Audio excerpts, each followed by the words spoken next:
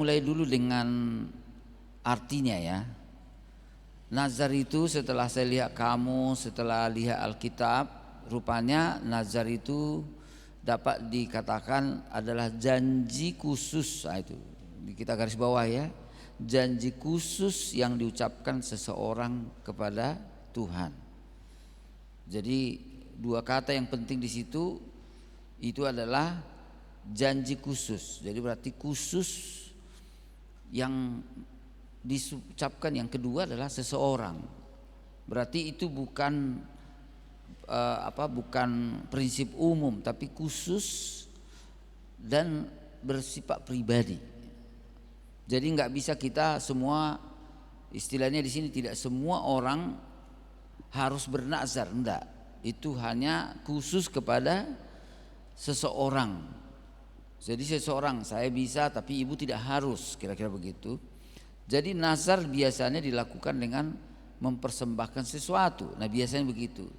Seperti tadi yang dibilang oleh ibu tadi, nanti bikin pagar kah tadi itu? Nah misalnya. Atau seperti seorang di laut katanya, karena datang badai, lalu dia bilang rupanya waktu di laut itu badai sampai nelayan ini. Karena sudah mau tenggelam, lalu dia bilang, dia lupa rupanya, aku udah pernah, dia rupanya tidak taat kepada Tuhan memberi persepuluhannya.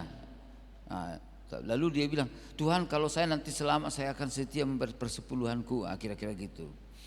Bisa juga begitu. Nah itu pribadi. Nah jadi berarti dilakukan dengan mempersembahkan sesuatu. Lalu kemudian melakukan tindakan khusus atau menjauhi hal-hal tertentu sebagai bentuk pengabdian kepada Allah. Misalnya nanti kita akan lihat, jadi mempersembahkan sesuatu atau menjauhi sesuatu. Lalu kemudian atau dalam bentuk pengabdian. Jadi rupanya bentuknya itu adalah sering memberikan sesuatu, menjauhkan sesuatu, lalu pengabdian pada Tuhan. Nah rupanya hukum nazar itu adalah seperti yang kita baca tadi. Itulah hukumnya. Mungkin saya tidak perlu baca lagi, tetapi prinsip di situ adalah apabila seseorang bernazar, orang itu harus atau nazar itu harus ditepati. Jika dilanggar maka itu adalah dosa, kira-kira begitu. Itu hukumnya.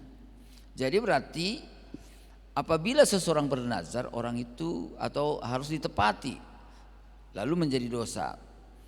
Nah dikatakan di dalam Ulangan, ini masih dasar ya, dari bilangan bilang apabila seseorang laki-laki bernazar atau bersumpah kepada Tuhan sehingga ia mengikat dirinya kepada satu janji, maka janganlah ia melanggar perkataannya itu. Haruslah ia berbuat tepat seperti yang diucapkannya. Jadi itu hukumnya apabila seseorang. Jadi dapat kita simpulkan kira-kira hukum nazar. Hukum nazar itu adalah bukan suatu keharusan. Tidak harus. Itu tidak sama dengan hukum Taurat yang 10 itu. Hukum Taurat yang ke-10 kan harus itu. Enggak boleh dilanggar. Semua orang harus.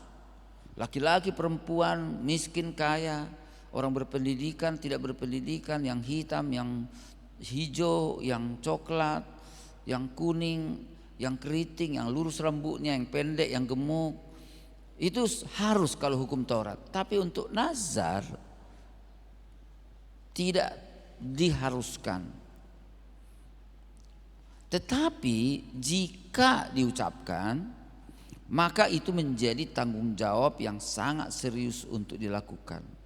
Artinya nggak boleh itu suatu main-main. Nah dengan kata lain apa? Ya kalau bernazar lakukanlah. Kalau tidak bernazar pun ya nggak apa-apa. Jadi istilahnya begitu, kok repot. Ya kalau nggak mau bernazar ya jangan. Tapi kalau memang mau bernazar kepada Tuhan, itu ya harus lakukan. Tidak bernazar berarti tidak berdosa. Tapi kalau bernazar maka menjadi berdosa kalau tidak ditepati. Kira-kira begitu. Itu hukumnya. Jadi tegas ya. Bernazar itu bagus, tapi tidak harus. Kalau kamu tidak bernazar, kamu tidak berdosa. Tapi kalau kamu bernazar dan tidak melakukannya, itu menjadi dosa. Jadi harus begitu. Jadi kalau kita ambil, kalau ibu memang ibu-ibu nggak mau melakukannya, ya udah nggak usah ucapin apa-apalah. Kira-kira gitu. Nggak usah dibuat. Tapi kalau nanti kita lihat apa memang salah kita mengucapkannya, enggak juga. Tapi lagi-lagi harus ditaati. Kalau tidak ada resikonya yang besar. Nah, lalu kita belajar lagi dengan tidak lama-lama di sini. Ada hukum nazar menurut Ulangan pasal 6 ayat 1 sampai 21 yang sudah dibuat juga. Mungkin enggak usah kita baca lagi, saya buat garis besarnya aja. Karena itu panjang. Nanti dibaca di rumah boleh. Hukumnya begini, mereka yang bernazar tidak boleh minum anggur. Nah itu zaman dulu. Kan pada umumnya orang Jawa dulu kan minum anggurnya. Jadi ada dua macam kan, nanti kita belajar tentang minum anggur. Kadang-kadang sekarang kan orang bilang nggak boleh minum alkohol misalnya. Pada zaman dulu sebenarnya ya anggur itu kan ada alkoholnya. Yang nggak boleh itu apa? Mabok ya gitu. Sampai berlebihan kira-kira begitu. Nah jadi, tetapi pada waktu orang bernazar memang sama sekali dilarang minum anggur. Itu hukumnya. Lalu yang kedua, tidak boleh mencukur rambutnya kalau dia udah bernazar. Kalau perempuan nggak apa-apa, memang nggak perlu dicukur kan. Tapi kalau laki-laki bernazar, maka dia tidak boleh memotong rambutnya. Jadi selama dia bernazar itu, misalnya tahun depan, misalnya gini, tahun depan saya akan memberi 1 miliar gitu misalnya, 1 M. Siapa tahu ibu-ibu nanti mau buat itu tahun depan.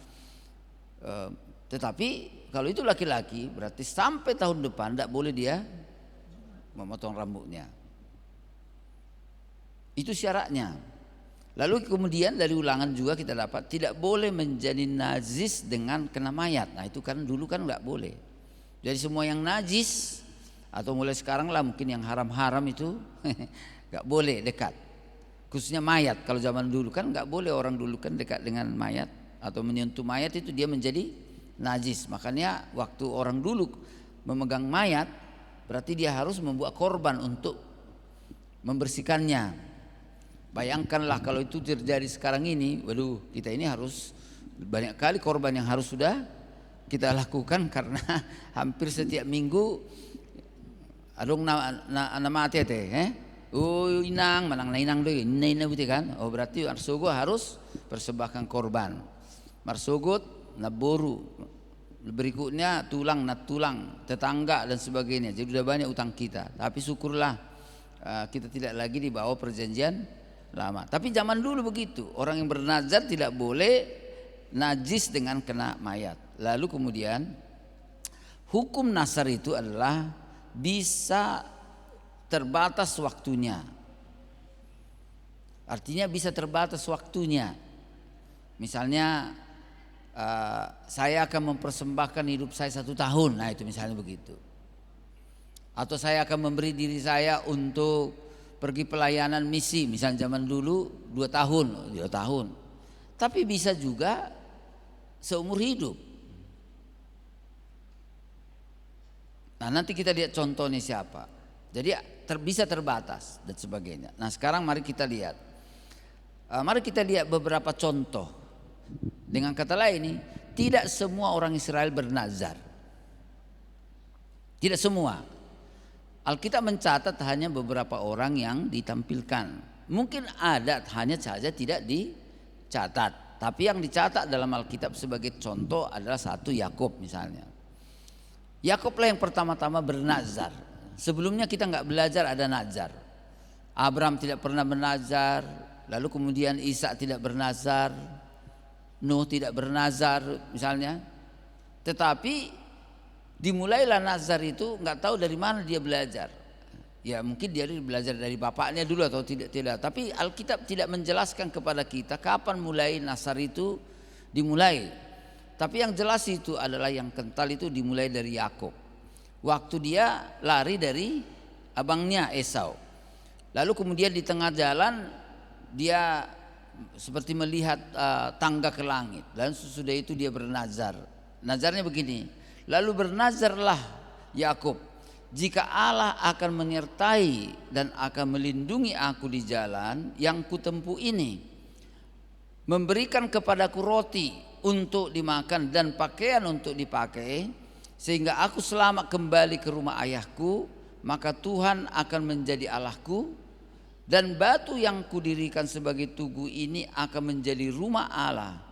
Dari segala sesuatu engkau berikan kepadaku akan kupersembahkan 1/10 kepadamu. Itu dia. Jadi ada 2 janjinya kan, nazarnya apa? Kalau aku selamat pulang kembali ke rumah ayahku, ada 2 yang mau ku lakukan. Apa itu? Menjadikan engkau sebagai Allahku, dan yang kedua aku akan memberi 1/10 kepadamu. Itu nazar. Nah itu kayaknya seumur hidup ya. Atau hanya berhenti sampai dia. Nah, ini bisa ditafsirkan. Apakah itu berlaku nanti lagi setelah dia kembali, kan dia kembali lagi nanti. Apakah nazarnya masih berlaku? Kayaknya enggak lagi. Jadi dia itulah salah satu contoh nazar yang terbatas. Hanya pergi lalu pulang. Jadi enggak berlaku kemudian. Nah ini juga nanti menjadi perdebatan juga bagi yang sekarang ini kan agak, ini perlu kuliah juga ini lagi ya, kuliah. Sekarang ini kan sedang berkembang, sedang viral ini di YouTube lah, bahkan mulai sejak berapa lama lalu, termasuk di dalamnya Billy Graham juga dengan tegas, Ibu Yonggi Cho, dan sekarang ini pengumumannya bahwa ya perpuluhan itu tidak harus. Lalu kemudian ada yang bilang harus 1/10. Nah selalu diambil dari orang-orang tertentu. Siapa itu? Yang pertama memberi 1/10 siapa? Abraham misalnya. Lalu dibilang ya itu pasti itu karena Abraham memulai persepuluhan harus, itu misalnya gitu. Tapi enggak itu perdebatan kita ya. Satu saat mungkin kita belajar lagi. Sehingga kita gini, banyak sekarang ini kita ini sedang menghakimi orang gitu. Tanpa belajar betul gitu. Istilahnya itu kita hanya dapat spot itu, sepotong-sepotong. Lalu yang sepotong itulah kita buat jadi ukuran untuk orang lain. Bahkan dalam melakukan. Jadi memang kita dalam belajar itu memang seumur hidupnya. Ya kalau saya telusuri hidup saya ya banyak kesalahan lalu pikirannya. Tapi setelah diajari ya berubah aja lah kira-kira gitu. Jadi berubah pemikiran, berubah kepercayaan itu enggak salah dalam hal tertentu. Tapi kalau sampai mengenali Yesus sebagai Tuhan pun ya enggak boleh salah juga nih itu. Tapi murid-murid dulu salah juga selama 3 tahun. Oke, ngelari-lari kemana-mana nanti. Nah contohnya yang memberi nazar siapa tadi? Yakub. Oke, lalu yang kedua yang memberi nazar itu adalah yang kedua adalah Hana. Hana ini dia. Kita tahu kan cerita Hana bahwa dia mandul, tak punya anak. Lalu dia datang pada Tuhan. Lalu kemudian akhirnya dia berdoa untuk minta anak. Lalu salah satu nazarnya itu adalah kemudian bernazarlah ia katanya 1 Samuel 1:11. Katanya Tuhan semesta alam, jika sungguh-sungguh engkau memperhatikan sengsara hambamu ini dan mengingat kepadaku dan tidak melupakan hambamu ini, tetapi memberikan kepada hambamu ini seorang anak laki-laki, maka aku akan memberikan dia kepada Tuhan untuk seumur hidupnya, dan pisau cukur tidak akan menyentuh kepalanya. Jadi berarti pasti Samuel itu gondrong. Iya, gondrong, tahu gondrong? Panjang rambutnya. Jadi pasti itu. Nah ada 2 di situ. Samuel akhirnya mulai sejak kan udah kita katanya setelah pisah disapih ya. Malah diantarlah Samuel ke rumah Tuhan bersama siapa? Bersama Eli, ya kan? Lalu di sana dia menjadi pelayan, tetapi yang kedua dia melayani sampai seumur hidupnya. Saya tidak memang akhirnya menikah juga dia kan Samuel menikah juga. Jadi bukan berarti bernazar melayani Tuhan nggak boleh menikah. Nah itulah nanti misalnya kontroversi lagi kita dengan teman-teman kita dari Katolik misalnya, orang yang melayani Tuhan harus tidak boleh menikah. Oke, itu kan jadi, padahal Samuel juga melayani seumur hidupnya tapi tetap punya anak. Itu kira-kira begitu. Nah tapi yang kedua, pisau cukur tidak menyentuh rambutnya. Nggak tahu rambutnya kayak mana itu, bayangkanlah sampai tua disarak-sarak merata itu bisa. Tidak boleh katanya. Jadi itu, jadi contoh. Tapi berlaku apa? Seumur hidup. Oke. Jadi tadi kita sudah bilang kan bisa terbatas waktunya seperti Yakub, tapi bisa juga nazar itu berlaku untuk seumur hidup. Lalu kemudian yang berikutnya yang kita catat adalah Yefta. Ini agak unik ini, luar biasa ini. Kita tahu nanti Yefta bilang apa? Kemudian bernazarlah ia, itu di dalam Hakim-Hakim. Katanya, lalu bernazarlah Yefta kepada Tuhan, katanya, jika engkau sungguh-sungguh menyerahkan Bani Amon itu ke dalam tanganku, itu dia, maka apa yang keluar dari pintu rumahku untuk menemui aku pada waktu aku kembali dengan selamat dari Bani Amon, itu akan menjadi kepunyaan Tuhan dan aku akan mempersembahkannya sebagai korban bakaran. Tuhan semesta alam, jika sungguh-sungguh engkau memperhatikan sengsara hambamu ini dan mengingat kepada aku dan tidak melupakan itu hambamu ini, tetapi memberikan kepada hambamu ini seorang, kok bisa gitu? Rupanya oke, sampai di sana tadi. Lihat itu, kita tahu ceritanya, menang dia? Menang. Pas dia kembali, yang keluar siapa? Putrinya. Nah ini kontroversi memang tentang masalahnya, katakan dia bilang ini, maka yang keluar dari rumahku akan apa? Akan kupersembahkan sebagai apa? Korban bakaran. Ada yang menafsirkan ini bahwa putrinya dibakar.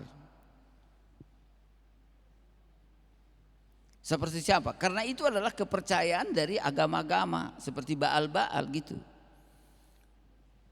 Nah tapi ada yang berpendapat bahwa itu bukan dibakar, tapi akhirnya putrinya tetap melayani di hadapan Tuhan seumur hidupnya. Jadi itu lagi-lagi itu nanti penafsiran berikutnya. Tapi yang jelas di sini adalah sama seperti Yefta bernazar, padahal tidak disuruh Tuhan kan, tapi tumbuh dari diri sendiri untuk mempersembahkan siapa saja yang keluar dari rumahnya. Jadi ada 3 contoh dari perjanjian lama.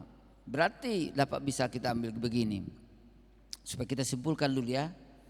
Nazar adalah ibadah sukarela. Ibadah sukarela bukan paksaan. Itu dalam PL. Yang kedua, apabila bernazar harus ada keseriusan dengan Allah dan menyatakan pengabdiannya. Akhirnya kita tahu nanti Samuel mengabdi, demikian juga nanti Yakub pun mengabdi. Lalu kemudian saya yakin juga Yefta membayar nazarnya juga, dan akhirnya putrinya mengabdi. Ada peringatan untuk penerapkannya. Pengkhotbah bilang, pengkhotbah mengutip lagi tentang nazar. Pengkhotbah 5 ayat 4 sampai 5. Kalau kita baca boleh juga lah, supaya nanti rupanya peringatannya di sini karena itu penting. Kalau ibu-ibu mau ikut membaca, mari kita lihat Pengkhotbah 5 4 sampai 5. Ini peringatan dalam PL. Mari kalau sudah ketemu mari kita baca bersama-sama. 1 3. Kalau engkau bernazar kepada Allah, janganlah menunda-nunda menepatinya, karena Ia tidak senang kepada orang-orang bodoh. Tepatilah nazarmu. Lebih baik engkau tidak bernazar daripada bernazar tetapi tidak menepatinya. Janganlah mulutmu membawa engkau ke dalam dosa, Dan janganlah berkata di hadapan utusan Allah bahwa engkau khilaf. Apakah perlu Allah menjadi murka atas ucapan-ucapanmu dan merusakkan pekerjaan tanganmu? Lihat itu keras ya, sangat keras itu, serius itu. Jadi jangan asal ngomong kira-kira begitu. Jangan asal bisa, aku akan mengasihimu Tuhan. Nah nanti ada hubungannya enggak itu dengan hidup kita nanti? Kayaknya ya seperti itu. Apa yang kita keluarkan dari mulut kita tentang Tuhan harus kita serius menepatinya. Jadi sehingga kesimpulan dari PL adalah nazar adalah janji kudus kepada Allah yang harus dijaga dengan setia, baik berupa persembahan, pengabdian diri maupun untuk menghindari dari sesuatu. Gitu ya. Nah, sekarang dengan cepat kita lihat dalam perjanjian baru bagaimana? Gitu? Apakah ada rupanya Yesus meninggungnya? Yesus meninggungnya di mana? Matius pasal 5 ayat 33 sampai 37. Nah, memang Yesus tidak langsung bilang nazar, tapi dia pakai dengan kata sumpah. Nah, ini kan agak miripnya sebenarnya itu. Yesus bilang Matius 5:33 sampai 37. Dia bilang apa?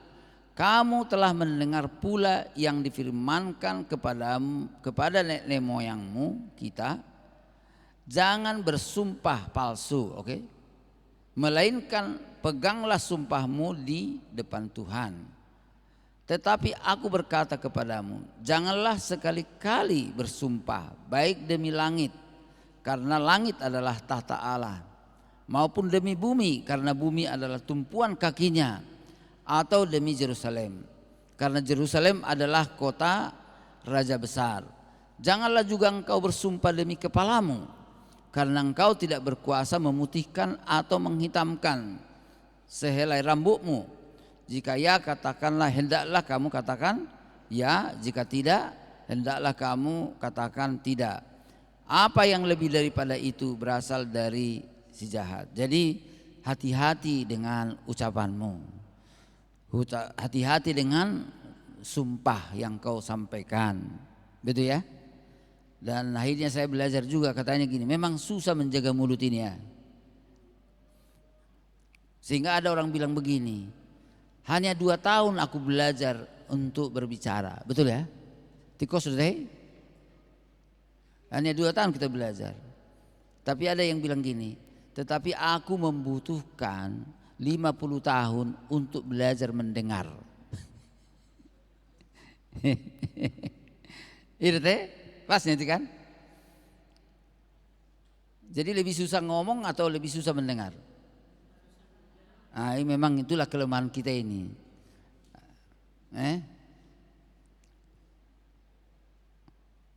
Ngomongnya 100, mendengar nggak mau. Nah itu kan kelihatan juga kalau ada KTB ya, kelompok. Maunya semua ngomong ya kan, cerita, tapi waktu orang ngomong mantu gitu ya. Maunya didengarkan tapi tidak mau mendengar. Kira-kira begitu. Itu mungkin kelemahan. Makanya Yesus bilang apa? Hati-hati dengan itu. Nah lalu kita bilang, jadi maksud Yesus apa? Maksud Yesus sebenarnya ayat itu bilang gini, yang paling utama bagi orang yang mengikutinya adalah jujur tanpa perlu menyatakan janji-janji dalam mulut. Lakukan aja lah, daripada kayak orang Betawi bilang, daripada banyak bacot katanya. Atau Prabowo bilang apa? Nggak usah omon-omon lah, kira-kira gitu. Lakukan aja dengan tulus, jujur, apa yang kau yakini, apa yang kamu percayai, apa yang sungguh-sungguh kamu punyai atau yakini.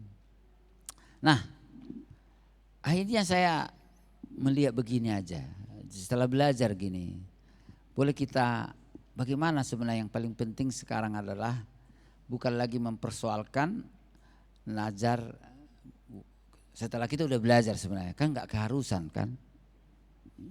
Tapi bagaimana kita menerapkan di zaman ini, kira-kira gitunya sebenarnya.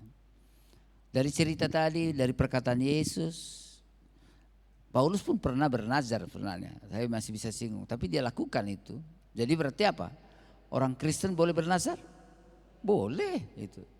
Jadi jangan bilang bahwa itu hanya untuk orang PL, karena nanti setelah Paulus menjadi orang Kristen, bahkan sudah menjadi penginjil, sudah menjadi rasul, kan dia juga pergi ke bait Allah, membuat nazarnya. Nah sebenarnya itu kasus juga ini, bisa nanti kita belajar juga itu. Karena apa? Karena Paulus sedang, kan dipertanyakan, Paulus itu, kamu itu masih Yahudi atau belum? Kamu masih mempercayai PL atau belum? Kan gitu. Karena saat itu kan masih ada pemisahan yang keras antara orang yang mengikuti PL dan mengikuti PB. Padahal keyakinan kita sebagai orang Kristen adalah bahwa kita percaya kepada PL tapi kita percaya kepada PB.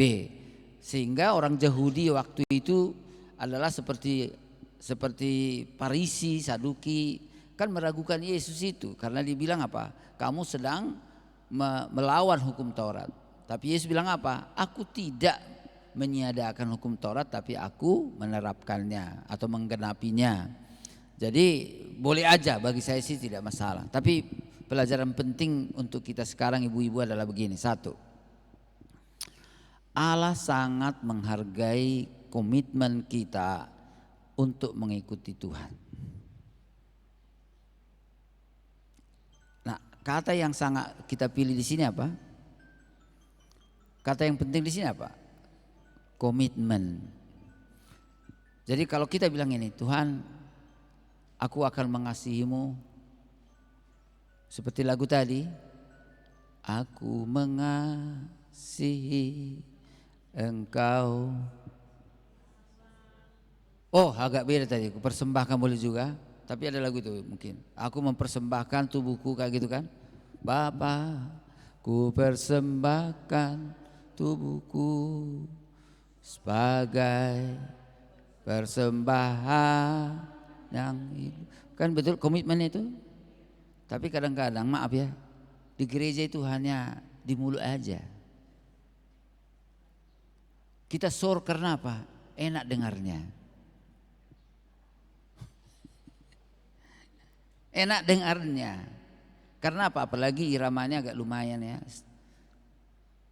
Nah, kenapa kita nyanyi itu? Sering kali kita nyanyi, ini nanti kita mulai belajar.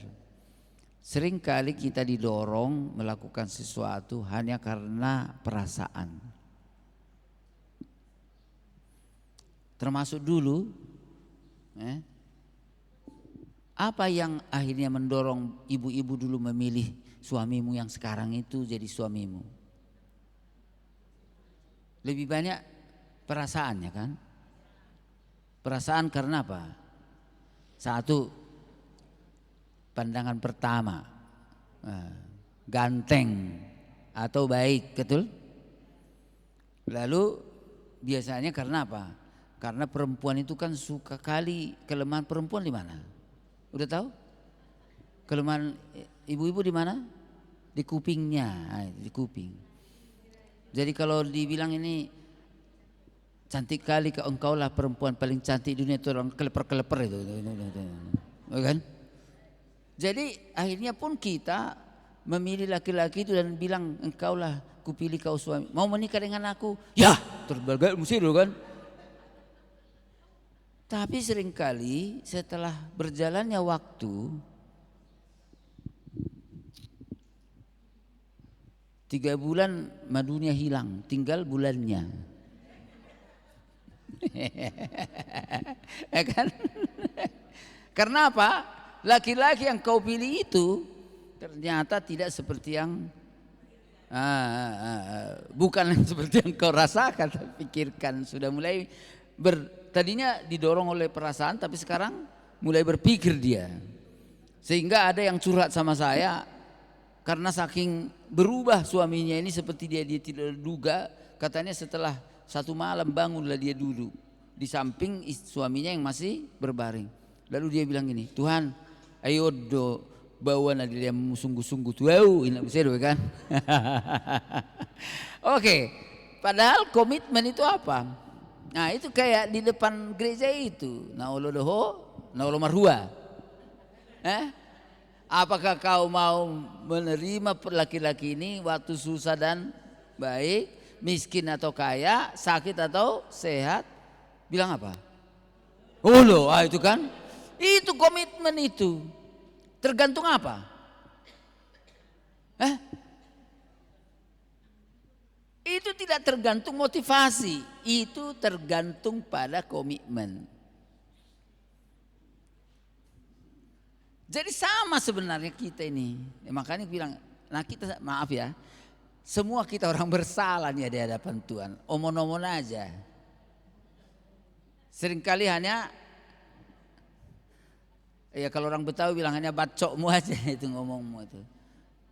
Tapi Tuhan bilang ini, oke lah nggak apa-apa. Untung ku bilang ini, sebenarnya untung Tuhan itu sabar kali. Meluang sabar nggak habis kita sudah.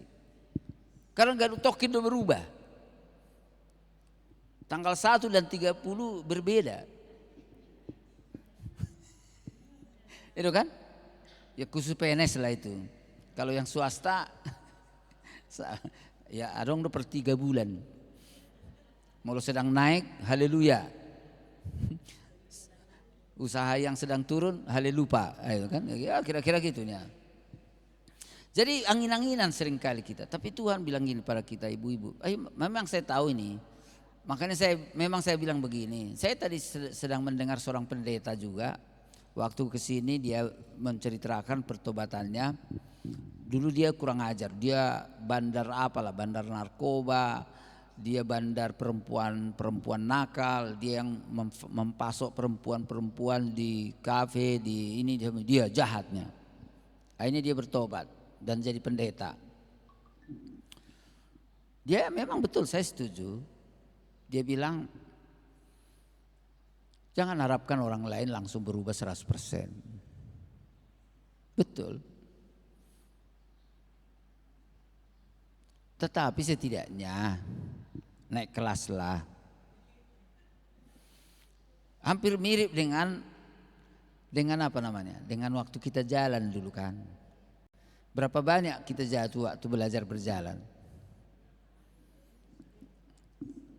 Mulai kita berdiri belajar berjalan teh umur sedia teh lupa akainaina biasanya lebih pintar. 9 bulan? Oke 9 bulan sampai setahun lah. Lalu akhirnya setelah 1,5 tahun jatuhnya masih sering atau udah jarang? Jarang. Mulu 2 tahun? Oke, ya paling latar tutuk atau apa, tapi udah hampir tidak lagi. Ya melunung matua. Oke asing maksud tuh ini oke. Malam matua nong, merdabua mamusian nong. Tapi taruhlah umur 50. Berapa kali kita jalan dan jatuh? Hampir tidak pernah.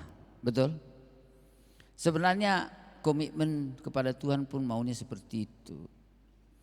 Maklumlah kalau kita masih seringkali mengingkarinya. Karena apa? Ya karena masih bayi lah, masih muda. Tapi persoalannya adalah udah 50 tahun kita jadi orang Kristen. Mirip juga dengan bayi, itu dia. Nah itu yang salah. Saya selalu bilang nggak salah jadi TK kan, betul? Salah udah TK teh? Enggak lah. Tapi masalahnya adalah kalau memang dia masih umurnya 5 tahun sampai 6 tahun. Oke baiklah. Alai mulunga 20 tahun ni mana GBT kalau dia anakmu sekolah. Dia umurnya 20 tahun, sekolahnya di dia. Kan kan agak aneh ini itu kan. Nah dalam rohani pun begitunya ibu-ibu. Jadi sama aja kalau kita terapkan. Berapa lama kamu di kumpulan Maria ini? HP nama saya akan datang karena cinta saya kepada Tuhan akan tepat waktu. Itu satu. Lalu setelah 20 tahun mengikuti dan tepat waktu loh. misal. Atau apa saja yang saya akan selalu hadir. Nah itu kan misalnya. Jadi itu dengan kata lain, jadi Allah sangat menghargai komitmen kita untuk mengikuti Tuhan. Tuhan sangat menyambut dengan gembira ungkapan kejujuran janji yang kita buat mengikutinya. Tapi jangan hanya dua, hati-hatinya. Jangan kita terus-terusan melanggarnya.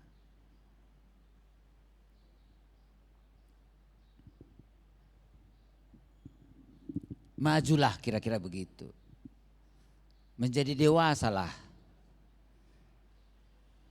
Kalau memang misalnya seperti saya bilang, kalau memang ya sama aja dengan memberi persembahan.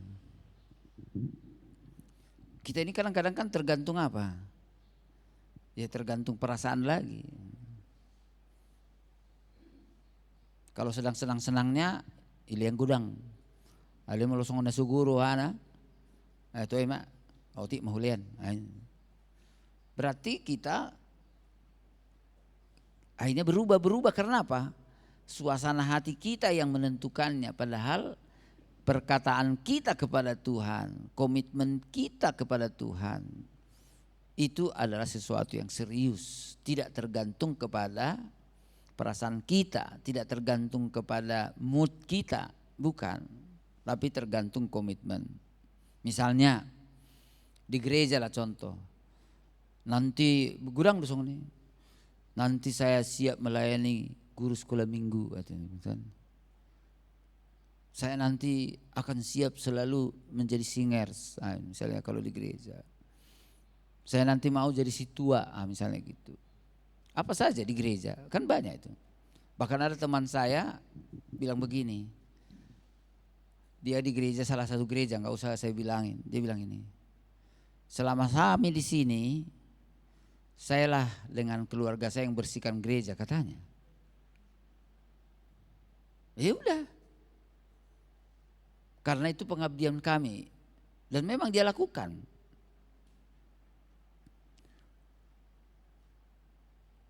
Itu namanya komitmen. Jadi dengan kata lain, sebenarnya itunya intinya.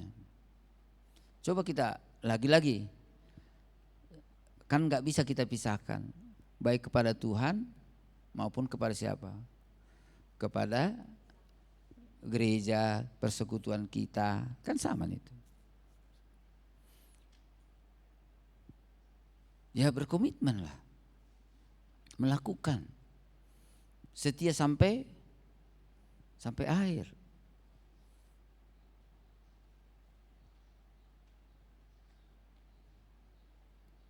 Apa saja. Jadi sekarang ini menurut saya adalah ya sama, kehadiran ke gereja, berhubungan dengan uang yang kita janji kepada Tuhan. Saya tidak terlalu peduli. Misalnya saya tidak terlalu peduli apakah orang masih percaya perpuluhan atau tidak percaya dengan persepuluhan, bagi saya itu bukan yang penting. Tapi yang paling penting adalah apa komitmen yang Bapak atau ibu-ibu sekalian buat. Misalnya terhadap anakmu. Nanti kita akan singgung sedikit tentang itu. Apa komitmen kita terhadap keluarga kita? Kepada suami, pada anak kita. Dan pada waktu kita bilang itu, seriuslah. Apa yang bisa menghalangi? Hampir boleh dibilang gak bisa dibatalkan komitmen itu. Sama seperti misalnya, jadi dengan kata lain, yang paling penting bagi kita adalah ketulusan kita. Betulkah kamu tulus bicara itu? Misalnya seperti janji kepada suami kita dulu, tulusnya ibu-ibu bilang dulu, naolo doau. Itu dulu pertama. Naolo, ya tulus. Jadi bukan hanya ucapan, upacara-upacara, liturgi. Nah, ini kan saya juga sekarang sedang membimbing anak-anak untuk malua kan itu. Tapi nyatanya belajar sampai 1 tahun. Tapi setelah selesai CD, berang rob itu gereja. Nah itu kan itu. Nah sama, kita sudah bilang itu pada suami kita. Ya makanya saya lihat ibu-ibu, lagi-lagi kita ini sedang belajar bertumbuh, saya bilang bukan berarti sempurna. Tapi kita komitmen itu harus terus diperdalam. Sama seperti apa? Hormatilah suamimu. Ada syaratnya? Arong udah syaratnya? Menghormati suami ada syaratnya? Hai istri, tunduklah, kata-kata tunduk dan hormati sama seperti jemaat kepada Yesus. Ada syaratnya? Ada syarat? Enggak ada. Jadi enggak dibilang gini, hormatilah suamimu atau tunduklah pada suamimu pada saat tidak ada penghasilanmu. Tapi kalau nanti penghasilanmu sudah lebih banyak, itu lawanlah dia. Kan enggak ada itu, betul? Enggak ada syarat. Bahkan saya selalu bilang pada ibu-ibu agak marah-marah, bukan marah sebenarnya, agak jengkel. Sekalipun gajinya enggak dikasih samamu, masih tunduk? Betul.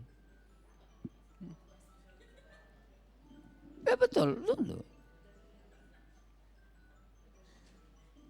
Inilah kelemahan orang tua kita ini. Orang tua kita yang tua-tua ini maksudku. Tidak apa-apa, itu biasa nih itu. Karena kita semua juga gitu. Amar kacamata, dia kacamata aku ini loh, kan. Oke, jadi kembali ke situ. Jadi komitmen melakukan. Bilang aja, jadi sekali sempurna. Satu kepada siapa? Tuhan tentu ya. Lalu kepada siapa? Kepada suami kita, kepada gereja kita, kepada persekutuan kita, dan kepada anak-anak kita, bahkan kepada sekeliling kita. Tulus lakukan. Lalu kemudian akhirnya saya bilang, ini saya juga agak belajar dari ya orang-orang besar juga. Kita harus bedakan antara komitmen dengan motivasi. Ini seringkali kita itu semua melakukan sesuatu seringkali hanya berdasarkan motivasi. Makanya selalu ada motivator. Dan banyak orang sekarang ini hadir mengikuti motivator. Waduh, motivator. Nah rupanya setelah kita belajar tentang motivator, biasanya orang bergerak kalau sudah dimotivasi. Nah kayak hari inilah, pasti ini motivasi juga nih. Lalu nanti bilang di dalam hati apa? Mulai hari ini, mulai saat ini. Karena apa? Perasaan kita masih sangat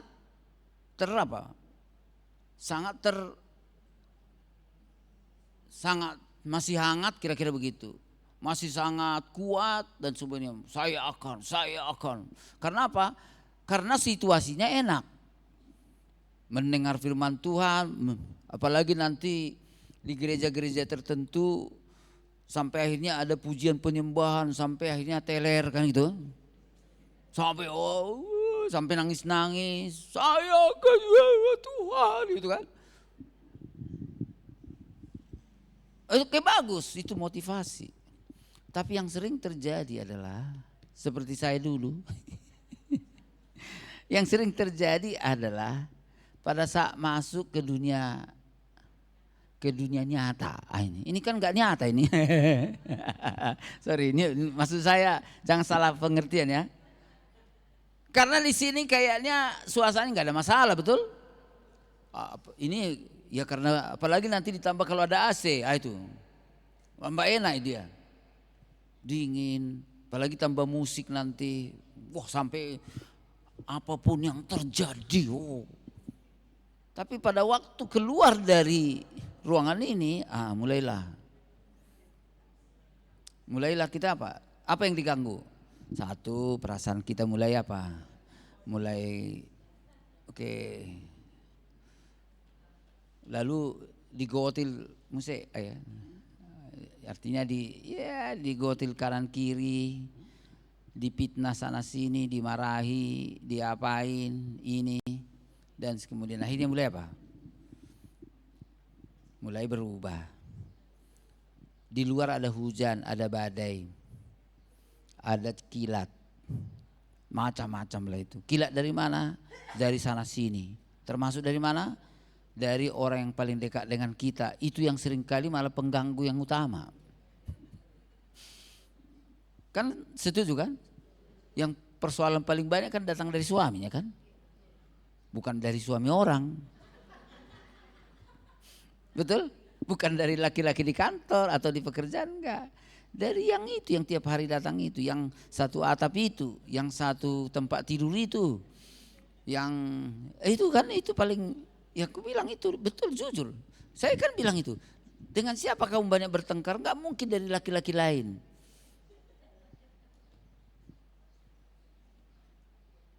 Laki-laki yang mendampingi setiap saat itu. Yang kita cucikan bajunya, kita setrika, bahkan kadang-kadang kita hangatkan air panas supaya dia mandi. Jadi kita bilang udah baik kali sama kamu, tapi kok paling susah kau buat aku, katanya pula itu. Nah mulai berubah, mulai. Nah itu kenapa? Kita kadang-kadang semangat karena kita didorong oleh motivasi. Nah oleh karena itulah jangan kamu didorong oleh motivasi. Tetapi utamanya kamu berbuat sesuatu, itu yang disebut dengan, ada beberapa istilah, komitmen, disiplin, dedikasi, boleh juga lah. Yang disebut dengan disiplin itu adalah, ini saya belajar sedikit dari Pak Jack Ma. Kalau memang kamu sudah berkomitmen bangun jam 5, tetaplah bangun jam 5 apapun yang terjadi. Kan jam 5 teng gitu.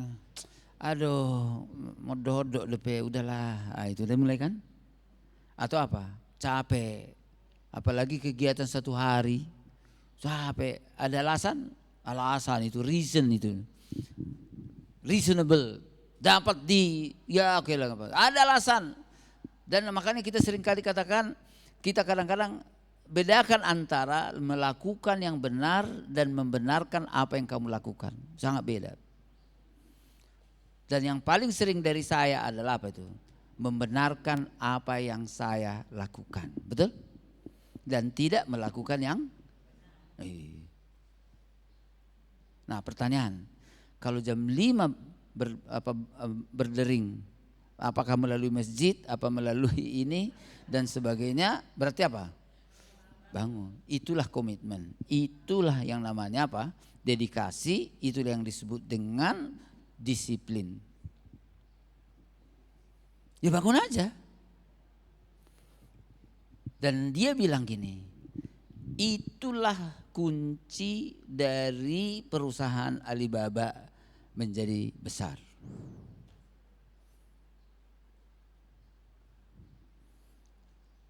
Jadi kalau kamu menjadi seorang ibu yang besar, salah satunya itu adalah komitmen. Apapun yang terjadi. Kalau kamu sudah memberi komitmen, memberi persepuluhanmu, entah penghasilan suamimu kecil, apa memang enggak ada uang pun, namanya aja komitmen, berarti apa? Daung, membenarkan apa yang kita apa yang kita bilang. Ya kan uang sekolah anak kan penting. Dapur kan perlu berasap. Macam lah itu, 1000 alasan untuk membenarkan apa yang kita lakukan. Jadi coba kita berusaha, di situ menurut saya, coba kita berusaha membuat komitmen melakukan yang benar. Apa yang benar apabila tetanggamu membuang sampah di depan gerbangmu?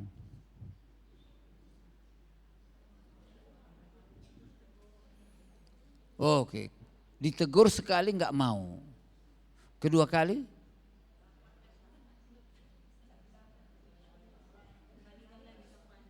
itu dia kembalikan ke rumahnya gitu ya. Berarti gigi ganti gigi, wah gitu kira-kira. Padahal Alkitab bilang apa? Hendaklah kebaikan hatimu diketahui semua orang. Caranya? Itu kira-kira gitu. Tapi kita membenarkan apa yang kita lakukan dengan apa? Ya kan pantas juga kalau dibuang sampah di sini, aku buang aja ke rumahnya. Memang itu membenarkan apa yang kita lakukan. Tapi pertanyaan yang benar mana? Tuhan bilang apa? Kasihilah musuhmu. Betul? Jangan membalas kejahatan dengan itu yang benarnya. Ini enggak giginya yang kita copot, ya kan? Nah, lagi-lagi ada alasannya? Ada. Kita selalu membuat alasan. Jadi komitmen itu adalah lakukanlah apa yang kamu percayai, apa yang kamu ucapkan kepada Tuhan, apa yang ucapkan kepada suamimu, apa yang kamu ucapkan kepada keluargamu.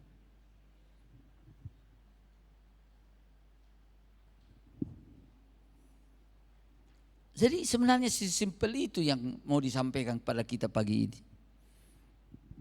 Mau kita ngerti nasar atau tidak, tapi sebenarnya itunya. Jadi nasar itu intinya adalah yaitu kita memberi. Padahal Tuhan sebenarnya nggak minta kepada kita, kan nggak. Coba Bapak Ibu sekalian, ya Ibu-ibu sekalian, apakah Yesus pernah? Memang dia bilang juga, tapi maksud saya Yesus tidak. Makanya bagi saya gini, orang Kristen yang sesungguhnya adalah orang merdeka. Memang nanti bisa kita diskusi lagi lebih dalam tentang itu. Apa orang merdeka? Orang merdeka adalah orang yang melakukan sesuatu karena dia sadar bahwa itu benar. Tapi berdasarkan apa?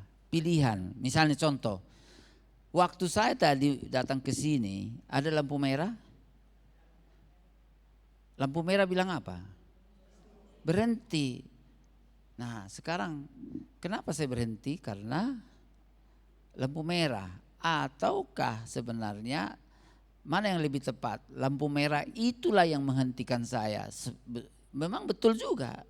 Atau saya memilih untuk berhenti karena saya melihat lampu merah. Lampu merah itu yang menghentikanmu atau pilihanmu lah yang berhenti. Itulah merdeka.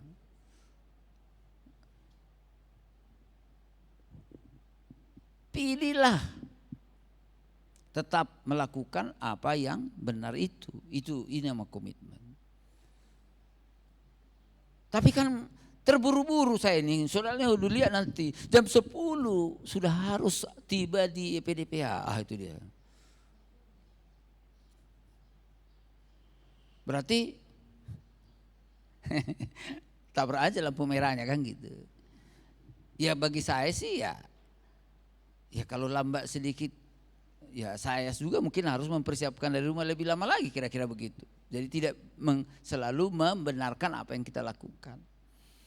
Jadi jangan biasakan membenarkan apa yang kita lakukan. Nah kira-kira itu ibu-ibu sekalian. Jadi berarti lagi-lagi harus muncul dari apa? Buatlah komitmen sebagai ya menurut saya lebih dalam kalau perjanjian baru bilang berilah itu komitmen kepada Tuhan karena cintamu kepada Dia. Memang karena Dia dahulu yang mencintai kita ya. Lalu kita bilang aku akan mencintaimu, mengasihimu Yesus dengan segenap hatiku. Dan ucapkan dan lakukanlah itu dengan ketulusan. Dan saya yakin itu yang membuat satu. Kalau saya di hasilnya apa? Hasilnya adalah itu yang membuat kita menjadi orang dewasa yang lebih banyak bermanfaat dan yang banyak pengaruhnya kepada dunia ini, termasuk kepada anak-anak kita. Jadi untungnya kepada siapa? Kepada diri kita, kepada orang-orang di sekitar kita. Dan saya selalu teringat sekali lagi tentang Ibu Manhutu ya. Saya udah berapa kali, mungkin udah pernah sampaikan juga di sini. Ibu Manhutu, tahu kan Ade Manhutu? Nah, itu masih zaman kita nih itu kan. Nona Ana, Ade Manhutu. Di saat-saat jayanya itu di mana dia? Enggak di dalam rumah dia rupanya. Dia di mana? Dia di luar rumah, ditinggalkannya istrinya, anaknya, enggak cerai, enggak. Hanya ya pokoknya main-main lah, udah tau lah kalau sudah artis kayak gitu kan. Kemana aja dia itu, suka-sukanya di mana uangnya, suka-sukanya dia tinggal karena uangnya banyak. Tapi istrinya punya komitmen. Nah itu dia, ini komitmen. Komitmennya apa? Itu suamiku, itu pertama. Komitmennya apa? Saya akan tetap berdoa untuk suami saya. Dan sesuai dengan ceritanya, selama 13 tahun tidak pernah absen dia tetap berdoa untuk suaminya. Sekalipun tidak kasih nafkah apa-apa. Pulang? Pulang. Pulang bawa apa? Bisudi. Kalau bawa uang kan masih lumayan kan, masih ada senyumnya. Ini nggak ada lagi uang. Dia nggak populer lagi seperti dulu. Uangnya habis dan semua datang ke rumah. Diterima? Kenapa? Komitmen, betul. Karena komitmen tidak tergantung pada dia setia atau tidak. Jadi komitmen itu datang dari dalam, bukan dari luar. Dia nggak berubah, makanya tidak lekang oleh karena panas, dan dia tidak menjadi pudar oleh karena hujan atau apa. Tetap dia terima, dia mengampuni. Nggak tahulah, mungkin sudah bekas-bekas apalah itu yang sudah dibawanya itu. Tapi dia tetap menerima dia sebagai suaminya. Utuh. Ali Manhutu berubah, bertobat ya. Setelah 13 tahun tinggalkan rumah. Bukan saja Manhutu baik, tetapi Manhutu jadi pendeta. Dan kita tahu itu. Memang udah meninggal ya. Tapi masa itulah contoh komitmen. Dia nggak berubah oleh karena situasi. Dan itu yang diinginkan Tuhan dari kita. Jadi kalau kita baru bicara natsar, sebenarnya intinya itu. Dan akhirnya ibu-ibu sekalian, saya sekarang dengan teman-teman mengikuti satu program namanya D6. D6 itu singkatan dari Deuteronomi atau Ulangan pasal 6. Itu juga dibuat di dalam nats yang akan kita buat. Boleh kita membaca bersama-sama sebagai penutup, sebagai kesimpulan. Ulangan pasal 6, kita mulai aja dengan ayat 4. Dengarkanlah, hai orang Israel, Tuhan itu Allah kita, Tuhan itu Esa. Kasihilah Tuhan Allahmu dengan segenap hatimu dan dengan segenap jiwamu dan dengan segenap kekuatanmu. Apa yang kuperintahkan kepadamu hari ini, teruskanlah, perhatikan, haruslah engkau mengajarkannya berulang-ulang kepada anakmu dan membicarakannya apabila engkau duduk di rumahmu, apabila engkau sedang dalam perjalanan, apabila engkau berbaring, dan apabila engkau bangun. Haruslah juga engkau mengikatkannya sebagai tanda pada tanganmu, dan haruslah itu menjadi lambang di dahimu, dan haruslah engkau menuliskannya pada tiang pintu rumahmu dan pada pintu gerbangmu. Maka apabila Tuhan Allahmu telah membawa engkau masuk ke negeri yang dijanjikannya dengan sumpah kepada nenek moyangmu, yakni Abram, Ishak dan Yakub, untuk memberikannya kepadamu kota-kota yang besar dan baik yang tidak kau dirikan, rumah-rumah penuh berisi berbagai barang baik yang tidak kau usir, sumur-sumur yang tidak kau gali, kebun-kebun anggur dan kebun-kebun zaitun yang tidak kau tanami. Dan apabila engkau sudah makan dan menjadi kenyang, maka berhati-hatilah supaya engkau jangan melupakan Tuhan yang telah membawa kamu keluar dari tanah Mesir, dari rumah perbudakan. Saya makin sadar, saya terus terang banyak, saya mungkin nanti saya akan bilang terakhir, menyadari begini, dunia ini susah sekarang. Negara kita sedang baik-baik aja. Kayaknya pertanyaan, siapa yang mau disalahkan dengan keadaan ini? Nah, itulah pemerintah. Salahnya si Jokowi, salahnya si Prabowo. Kenapa nama yang indah Ebenezer Immanuel masuk penjara? Salahnya siapa? Salahnya si Jokowi, salahnya si Prabowo, ya kan? Nah, tahulah macam ini. Oke, ini Pak, ibu-ibu sekalian, boleh kita, banyak kesalahan kita, saya juga termasuk, pendeta pun banyak salah. Tapi boleh enggak kita membuat komitmen baru? Begini, saya pertama, dengarkanlah, ini namanya semak. Jadi kata dengarkanlah itulah yang selalu azannya, itu azannya Israel.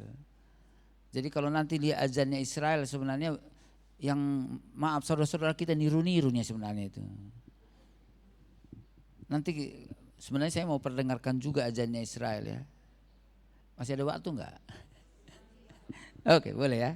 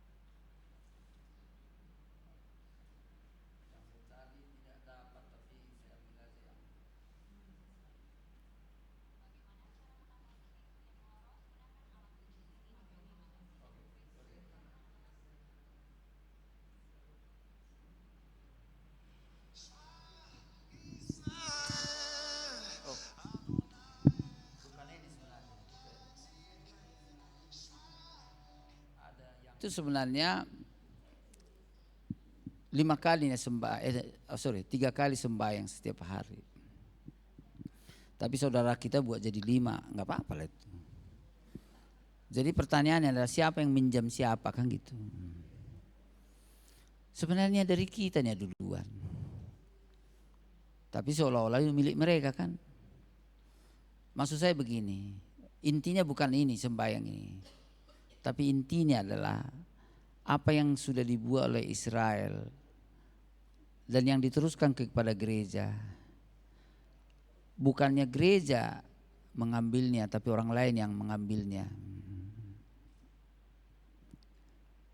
Yang dia wariskan kepada kita, kita tinggalkan. Lalu kita mengambil cara yang lain. Intinya apa itu? Yang kita baca tadi. Intinya kalau saya bilang gini, siapakah pengajar, pendeta, guru pertama untuk anak-anak kita?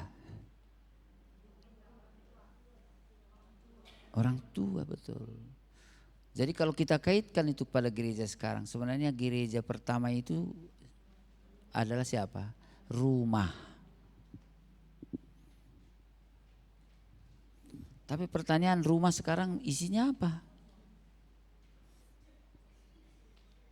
TikTok, TV, WiFi, macam-macam, perabot. Suasana gereja sudah tidak ada di rumah. Dan kita titipkan anak kita kemana? Ke sekolah. Kita titipkan ke sekolah minggu. Lalu bapak dan ibu gak buat apa-apa.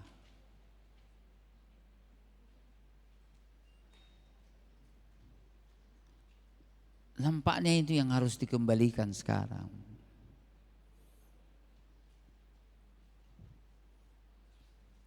Ada gerakan dari rumah. Sebagai gereja kecil bekerja sama dengan gereja kebersamaan. Jadi makanya sema, ingat, dengarkanlah, gitu. Hai siapa Israel, hei gereja, gitu kan. Kapan katanya? Pertama, kasihilah Tuhan Allahmu dengan segenap hatimu, dengan segenap kekuatanmu, jiwamu dan segenap kekuatanmu. Sesudah itu apa? Ajarkanlah itu kepada anak-anakmu. Waktu kapan? Berbaring, waktu berjalan, waktu duduk. Betul? Tuliskanlah itu di mana? Di depan rumahmu. Buatlah itu jadi gelangmu, kan gitu loh. Dan taruhlah itu di lehermu. Ini sekarang leher apa isinya? Emas. Jadi itu kegiatan kapan? Itu komitmen itu. Bukan sekali seminggu, bukan. Every day, bukan bahkan 3 kali sehari. Dengarkanlah, seperti itu gitu terus. Tapi kayaknya kita sudah menjadi semua liturgi. Hanya kebiasaan-kebiasaan seperti yang dibilang tadi, hanya omon-omon, hanya dari sini ke sini tapi tidak masuk sampai ke sini. Nah, kalau kita memang betul mau bernazar, nah lagi-lagi jangan karena dimotivasi, tapi karena sungguh-sungguh kesadaran kita mau berkomitmen mengasihi Tuhan alam dengan segenap hatimu, dengan segenap jiwamu, dengan segala kekuatanmu. Tuhan, hari ini saya akan. Tuhan enggak mengharuskan itu. Allah kita bukan Allah pemaksa. Allah kita adalah Allah yang mengasihi, yang membuat kita merdeka.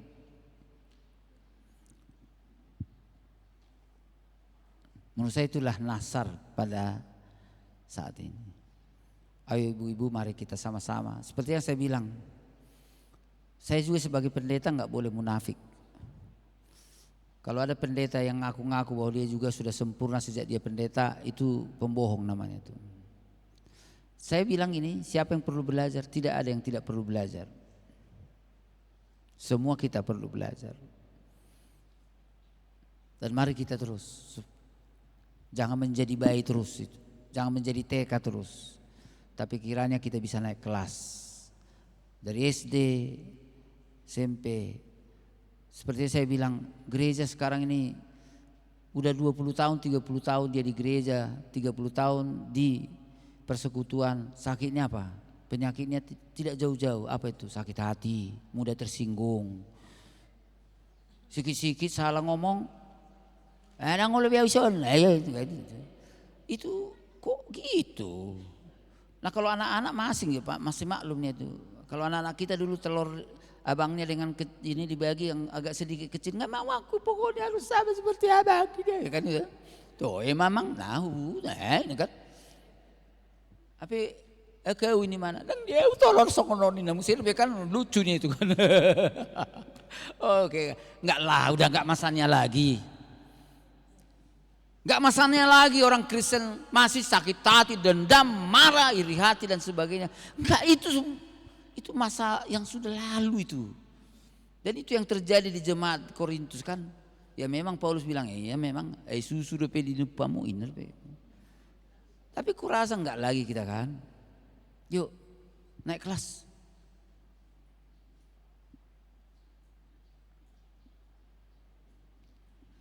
Salah pe hata ni panditai, maju terus. Itu kira-kira gitu.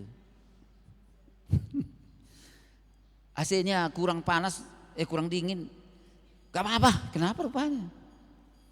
Oh, sauti dolan edena lo, kolan tersinggung lo saya lani edena agak kurang musiknya nggak enak kali itu ini. Kenapa rupanya? Kalau alat musiknya salah, kenapa? Nyanyi aja tak makin keras. Puji Tuhan dari segenap hatimu. Jadi kerohanian kita seringkali masih dipengaruhi dari unsur dari luar, tapi tidak dari sini. Pilihan, komitmen mengasihi Tuhan. Itulah nazar perjanjian baru. Dengan tulus hati. Lakukan bukan karena dimotivasi, tapi lakukanlah sebagai komitmen, dedikasi, sebagai disiplin diri. Dan nanti kita akan jadi berkat besar dimanapun kita berada. Amin ibu-ibu. Oke, mari kita berdoa.